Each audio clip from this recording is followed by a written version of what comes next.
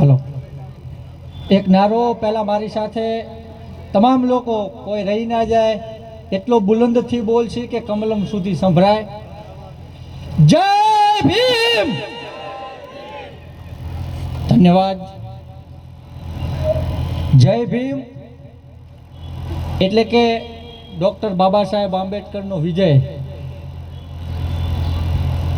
અને ડૉક્ટર બાબા સાહેબ આંબેડકર કહેતા કે જ્યાં સુધી ભારતનું સંવિધાન મજબૂતીથી લાગુ છે, એને હલાયાવાળા સારા લોકો અને મજબૂત છે, ત્યાં સુધી હું જીવિત જ છું. અને અત્યારે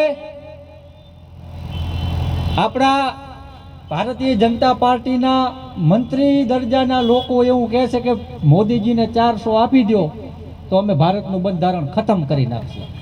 એટલે જય ભીમનો નારો જે તમે બોલ્યા એ પહેલા તો એમને જવાબ છે નીતિશભાઈ, હમણાં જે ભરતી મેળામાં ગયા હતા એમને કે આગામી 14 એપ્રિલના તમે બાબા સાહેબની પ્રતિમાએ કયું મોઢું લઈને ફૂલહાર ચડાવવા જશો. અને જય ભીમનો નારો અહીંયા જ બોલી શકીએ, ત્યાં ન બોલી શકીએ પાછો. એટલે એ પણ એમને ખબર હોવી જોઈએ. આજે વધારે સમય નહીં લઉં, લગભગ ટૂંકમાં 5 મિનિટમાં મારી વાત પૂરી કરી દઈશ. આમ તો આપ બધા લોકો લગભગ થોડા ઘણા થાકેલા હશો, ભાઈઓ ક્યારના ઊભા છે હું જોઉં છું, પણ હજી થોડી વાર કદાચ અડધો કલાક ઊભા રહેજો, કારણ કે આપણે ઊભા અત્યારે થાકશી તો પછી આ 5 વર્ષ આપણને ઊભા જ રાખે બેંકોની લાઈનમાં, ઓક્સિજનના સિલિન્ડરમાં. એટલે અત્યારે થોડી વાર જાળવી જજો. જ્યારે 2014ની અંદરમાં મોદીજી આપણી વચ્ચે બધે આવ્યા હતા ત્યારે એવી વાતો કરતા કે અમે 2 કરોડ રોજગાર દર વર્ષે અપાવીશું, અમે 400 રૂપિયામાં ગેસનો સિલિન્ડર આપીશું. અને ગેસના ભાવમાં જ્યારે 1 રૂપિયાનો વધારો થતો ત્યારે આપણે એક બેન કોઈ હતા દિલ્હીની સડકોમાં હલ્લાબોલ મચાવી દેતા, એ બેન અત્યારે ક્યાંય દેખાતા નથી, મંત્રી છે લગભગ એમની સરકારમાં. અને હમણાં 2 દિવસથી સાહેબ આપણા ગુજરાતમાં જ છે, એટલે મેં એવું વિચાર્યું કે હવે વાતો કરશે કે ભાઈ અમે તમને જે કહીને ગયા હતા કે 2 કરોડ રોજગાર આપશે, એમાંથી હવે આટલા રોજગાર અમે આપ્યા, આટલા બાકી છે. ગેસના સિલિન્ડરનો આ ભાવ કર્યો, પેટ્રોલનો ભાવ 35 કર્યો. મને એવું થયું કે આવું બોલશે, પણ એ બોલ્યા કે કોંગ્રેસને તમે મત દેશો અને કોંગ્રેસની સરકાર આવશે તો તમારી 2 ભેંસમાંથી 1 કોંગ્રેસ લઈ જશે. આવું વડાપ્રધાન બોલે છે. એટલે વડાપ્રધાનને કહીએ કે કોંગ્રેસની નજર લોકોની ગાય ભેંસોમાં નથી, તમારા 2 ગધેડાઓમાં જરૂર છે. એટલે એમને સાચવજો. કદાચ અત્યારે જાઓ તો, અને જવાના છે એ નક્કી છે. કારણ કે વાત મેં કીધું એમ આવી રીતના થઈ હતી કે 2 કરોડ રોજગાર આપીશું, ગેસનો ભાવ ઘટાડીશું, મહિલા સશક્તિકરણની વાત થઈ હતી. અને મહિલાઓ વિશે મારા પહેલા ઘણા બધા વક્તાઓ બોલ્યા કે નારી અસ્મિતાને અને આ સરકારને કાંઈ લેવા દેવા નથી. આમને માત્ર તમારે ધર્મના નામે તમારી પાસે વોટ માંગવા આવ્યા, જાતિના નામે લડાયા, પણ ભલું એમનું જ થાય છે. હું દરેક જગ્યાએ કહું છું કે 4 ભાઈબંધો દેશ હલાવે છે, 2 વેચે છે, 2 ખરીદે છે. આપણે તો બધા પ્રેક્ષકો જ છીએ, પણ હવે પ્રેક્ષકો નહીં, પણ આને પૂરેપૂરો સબક શીખાડીએ. જે કહે છે કે 400 પાર, એને લગભગ 1.5-1.5 સમેટી નાખીશું આ વખતે.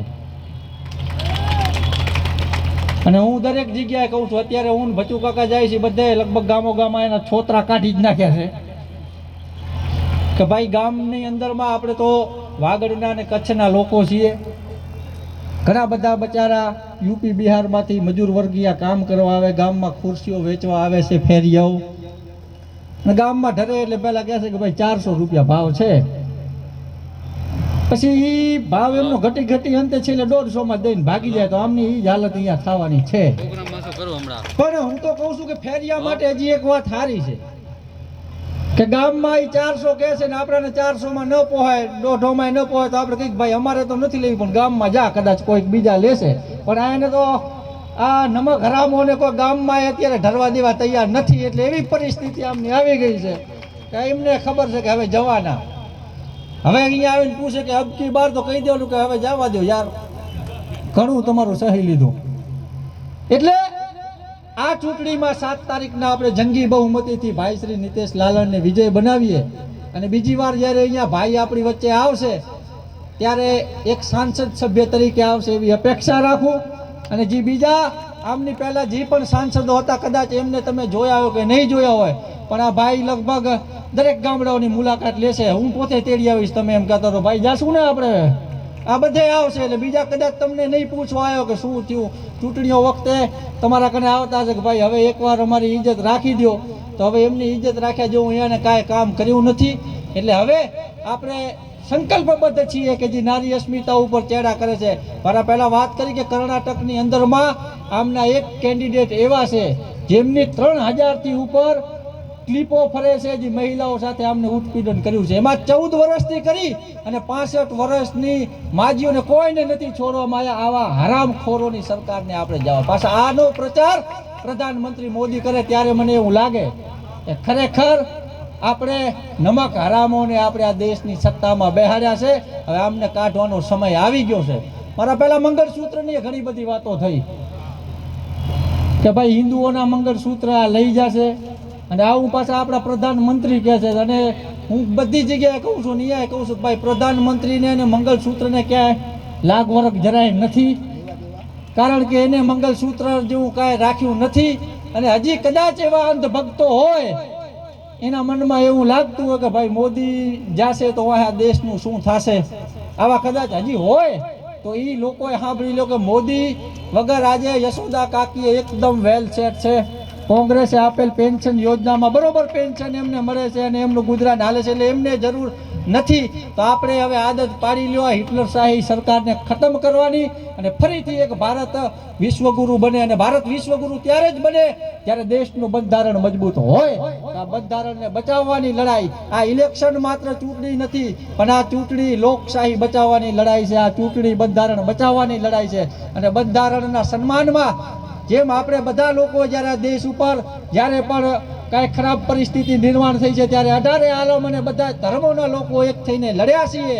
આપણે ઘણા બધા વિદેશી શાસકોને અહીંયાથી ભગાડ્યા છે, પણ આજે એમના પેન્શન લીધાવાળા પણ અહીંયા સત્તા ઉપર છે. તો આપણે છેલ્લે એને ભગાડીશું અને આ ભારત ફરીથી સોને કી ચીડિયા બને એવા પ્રયત્નો આપણે કરીશું. અને કોંગ્રેસને બહુમતીથી જીતાડી ભાઈ નીતેશ લાલનને, કારણ કે પહેલાં કહેતા કે અમે 6 લાખ મતે જીતી, એમને આપણે 2.5-3 લાખ મતે હરાવી દઈએ એવી અપેક્ષા સાથે આપ તમામ લોકોએ મને શાંતિથી સાંભળ્યો.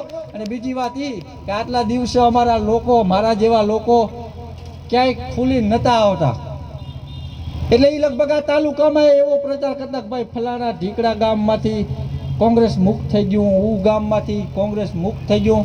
તો ભાજપના લોકોએ અહીંયાથી ચેતવણી આપું કે એક ગામની એક શેરી હવે એવી બતાડો તમે કહેજો કોંગ્રેસ મુક્ત થઈ, પણ તમે થોડા સમય રાહ જોઈ જાઓ, ઘણા બધા ગામડો ભાજપ મુક્ત કરી નાખીશ એવો તમને વિશ્વાસ અપાવું છું. આપ લોકોએ મને સાંભળ્યો બદલ આભાર, ધન્યવાદ. જય ભીમ, જય સંવિધાન.